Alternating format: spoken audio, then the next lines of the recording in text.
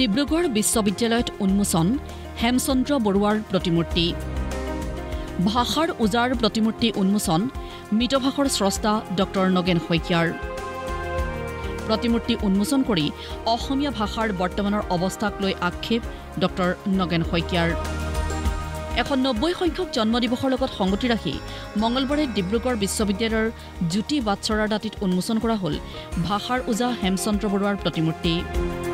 স্বাধীন প্ৰতিদিন গোষ্ঠীৰ অধ্যক্ষ তথা হেমচন্দ্ৰ বৰুৱাৰ পৰিণাতি জয়ন্ত বৰুৱাৰ প্ৰচেষ্টাত স্থাপন কৰা প্ৰতিমূৰ্তিভাগ উন্মোচন কৰি বৰেণ্য সাহিত্যিক ডক্টৰ নগেন শইকীয়াই কয় অসমীয়া ভাষাৰ বৰ্তমানৰ দুৰ্দশাৰ কথা ভাবি চকুপানী বৈ আহিব খোজে আৰু মোৰ অসমীয়া ভাষাৰ বৰ্তমানৰ দুৰ্দশাৰ কথা ভাবি চকুপানী বৈ আহিব খোজে যিসকলে আমাৰ ভাষাটো ৰক্ষা কৰিলে সেইসকলৰ প্ৰথম শ্ৰেণীটোৰ ভিতৰতে আছিল হেমচন্দ্ৰ বৰুৱা আজি আমি কলৈ গৈ আছো সন্মুখত আন্ধাৰ দেখিছো এই আন্ধাৰ কিমান গহন হয় সেইটো নাজানো কিন্তু আন্ধাৰ দেখিছো আজিৰ আমাৰ সংবাদ পত্ৰসমূহতো এনেকুৱা ধৰণৰ কিছুমান ভাষা আৰু ব্যাকৰণ ব্যৱহাৰ কৰে যিবোৰ ব্যাকৰণ আৰু ভাষাই আমাৰ ভাষাটোৰ যিটো তাৰ শুদ্ধ ৰূপ আধুনিক হৈও যিটো শুদ্ধ ৰূপ হ'ব লাগে সেই ৰূপটো নষ্ট কৰি গৈ আছে হেমচন্দ্ৰ বৰুৱা যথাৰ্থতেই আছিল সমাজ সংস্কাৰক অশুভ শক্তিৰ বিৰুদ্ধে যুঁজিছিল হেমচন্দ্ৰ বৰুৱাই জাতীয় জীৱনৰ পোহৰ স্বৰূপ ভাষাৰ উজা হেমচন্দ্ৰ বৰুৱা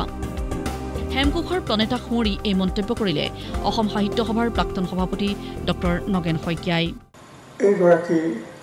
মহান ব্যক্তি আছিল যথাৰ্থতে সমাজ সংস্কাৰকো কিন্তু মোৰ সদায় এটা ভাৱ হয়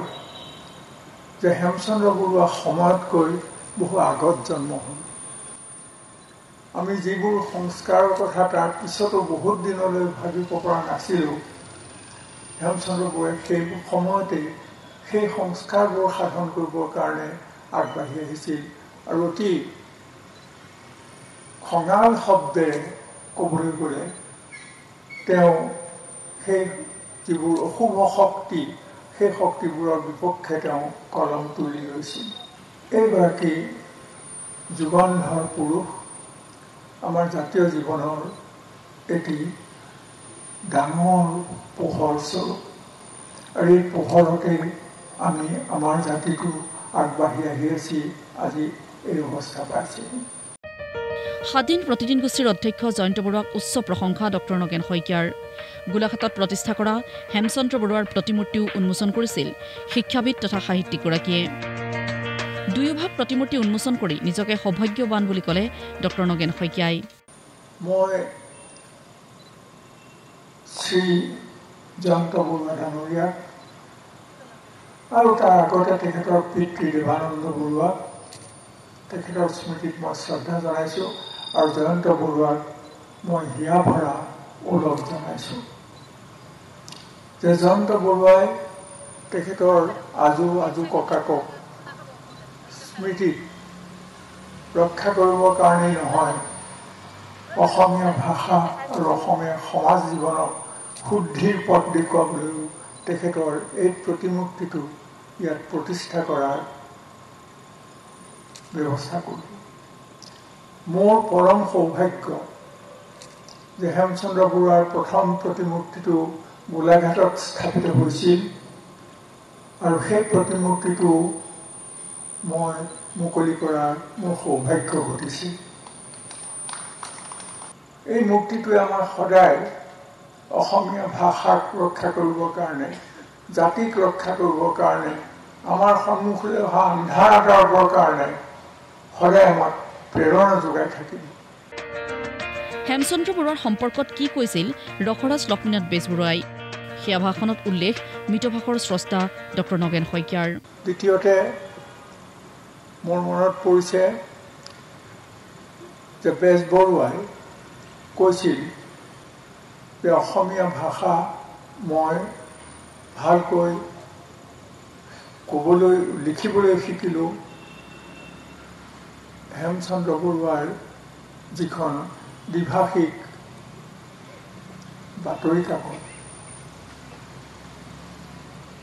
আছাম নিউজ, সেই নিউজখন পঢ়ি আৰু অভিধান সম্পৰ্কীয় বেজবৰে বৰ সুন্দৰ কামত দি থৈ গৈছিল যে কোনোবাই ক'ৰবাত কেতিয়াবা নতুন কথা ক'ব পাৰে, কিন্তু হেমচন্দ্ৰ বৰুৱাই যিটো ভেটি বান্ধি দিলে সেই ভেটিৰ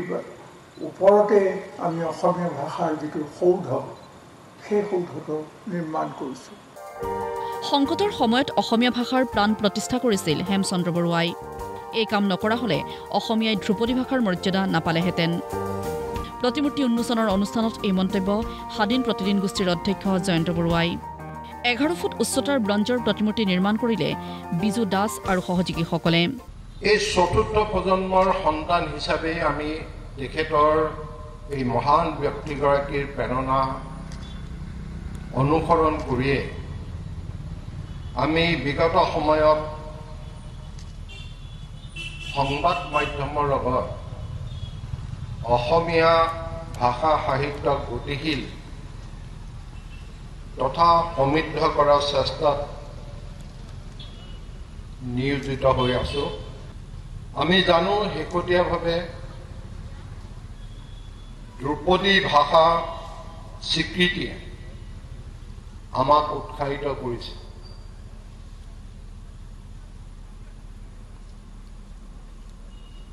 কিন্তু আমাৰ জাতীয় জীৱনলৈ এই যি স্বীকৃতি বা স্থায়িত্বৰ আশ্বাস কঢ়িয়াই আনিছে, সেই অসমীয়া ভাষালৈ অহা সংকটৰ সময়ত সকলো সংকট উফৰাই এই আধাৰ প্ৰস্তুত কৰাৰ গুৰিতে হৈছিল এই পণ্ডিত হেমচন্দ্ৰ বৰুৱাদেৱ। তেখেতে এই সংকটৰ সময়ত অসমীয়া ভাষাক পুনৰ প্ৰাণ প্ৰতিষ্ঠা কৰি নোযোৱা হ'লে আজি আমি এই ধ্ৰুপদী ভাষাৰ স্বীকৃতিৰ পূৰ্ণ মূল্য আমি আজি এই নাপালোঁ। ডিব্ৰুগড় বিশ্ববিদ্যালয়ত প্ৰতি বছৰে উদযাপন কৰা হ'ব ভাষাৰ উজাৰ জন্ম দিৱস। অনুষ্ঠানত ভাগ লৈ এই ঘোষণা ডিব্ৰুগড় বিশ্ববিদ্যালয়ৰ উপাচাৰ্য ডক্টৰ জিতেন হাজৰিকাৰ। প্ৰতিমূৰ্তি উন্মোচনৰ অনুষ্ঠানত উপস্থিত থাকে সাহিত্যিক কৰবী ডেকা হাজৰিকা, অসম পৰ্যটন নিগমৰ অধ্যক্ষ ঋতুপৰ্ণ বৰুৱাৰ লগতে অন্য বহুকেইগৰাকী গণ্যমান্য ব্যক্তি। এইটো এটা আমাৰ কাৰণে স্মৰণীয় দিন হৈ ৰ'ব আৰু সেইকাৰণে আমি ডিব্ৰুগড় বিশ্ববিদ্যালয় আজিৰ দিনটো আচলতে হেমচন্দ্ৰ বৰুৱাৰ এই দিনটো প্ৰতি বছৰে ডিব্ৰুগড় বিশ্ববিদ্যালয়ত আমি বিশ্ববিদ্যালয় কৰ্তৃপক্ষৰ ফালৰ পৰা উদযাপন কৰিম। আজি আৰম্ভণি। আজি দিনটো এটা শুভ দিন। ভাষাৰ উজাৰ এটা প্ৰতিমূৰ্তি এইটো ডিব্ৰুগড় বিশ্ববিদ্যালয় চৌহদত হোৱাটো এটা শুভ লক্ষণ। এই প্ৰতিমূৰ্তিটোৱে আমাক সদায় সকীয়াই থাকিব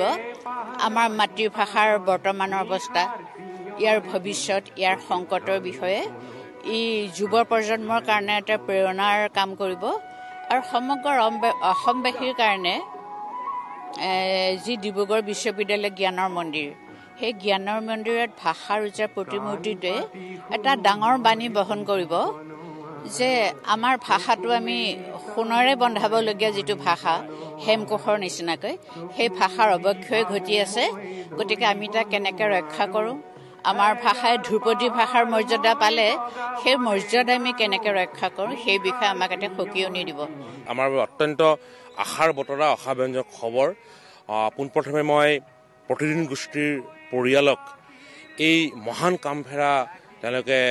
কৰাৰ বাবে বিশেষভাৱে ধন্যবাদ জ্ঞাপন কৰিব বিচাৰিছোঁ। জয়ন্ত বৰুৱা, তেখেতৰ পৰিয়ালবৰ্গক মই ভাবোঁ যে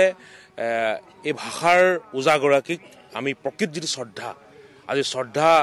আমি ডিব্ৰুগড়ত আজি যিটো কৰা হৈছে, এইটো সঁচাকৈ আমাৰ কাৰণে খুব এটা আদৰণীয় হৈছে আৰু এটা প্ৰশংসনীয় প্ৰচেষ্টাৰ প্ৰশংসনীয় কাম হৈছে। মই আমাৰ ডিব্ৰুগড় বিশ্ববিদ্যালয়ৰ এই চৌহদত উঠি অহা নতুন প্ৰজন্মৰ ছাত্ৰ ছাত্ৰীসকলে ভাষাৰ ওজাগৰাকীক একেবাৰে বিশ্ববিদ্যালয়ৰ প্ৰৱেশ সোমোৱাৰ লগে লগে তেখেতৰ এই প্ৰতিমূৰ্তিয়ে আমাৰ উঠি অহা নতুন প্ৰজন্মৰ ছাত্ৰ ছাত্ৰীসকলক নিশ্চিতভাৱে উৎসাহিত কৰিব।